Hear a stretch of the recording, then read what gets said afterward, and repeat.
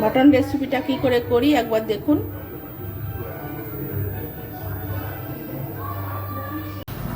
আমি দেখুন এক ঝুড়ি পেঁয়াজ কেটে নিয়েছি কুচি কুচি করে।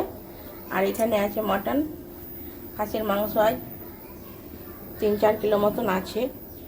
এগুলো ধুয়ে রেখেছি, আবার ধোবো ফুটো বাটিটাতেই। কড়াইয়ে দিয়েছি তেল, তেলের উপরে চিনি দেওয়া আছে। এর মধ্যে এবার পেঁয়াজগুলো দিয়ে দেবো। আমি পেঁয়াজটা তাড়াতাড়ি নরম হয়ে বলে 1 খাবার নুন দিয়ে দিলাম। এবার পেঁয়াজটা তাড়াতাড়ি নরম হয়ে গেল, মানে মাংসের পরিমাণে নুনটা আমি গোটাটাই দিয়ে দিলাম পেঁয়াজের সঙ্গে। দেখুন আমার পেঁয়াজটা কিন্তু ভাজা হয়ে গেছে।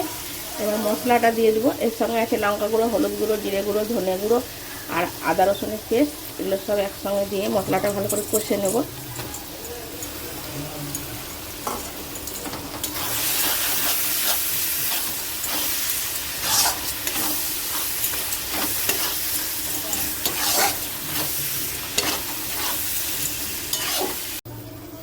আমি মশলার সঙ্গে দেখুন মিট মশলা, গরম মশলা দিয়ে দিয়েছি আর 2টো টমেটো অ্যাড করেছি এর সঙ্গে। এটা ভালো করে নেড়ে চেড়ে নেব, তারপরে আমি মাংসগুলো দেবো। দেখুন মশলার উপরে আমি মাংসগুলো দিয়ে দিয়েছি, এবার ভালো করে নেড়ে চেড়ে নেব। তো অনেকটা মাংস, নাড়তেও অসুবিধা হচ্ছে, বড় কড়াই বসিয়েছি। তো আমাদের আজকে নবমী পুজো। নবমী পুজোতে আমাদের 15 কিলো মাংস হয় অন্য বছর।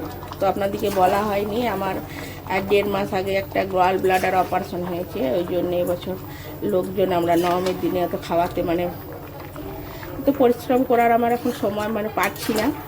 ওই জন্য ঘরের মতো খালি 6-7 জন 8 জনের মতন হচ্ছে। এটা 4 কিলো মাংস আছে।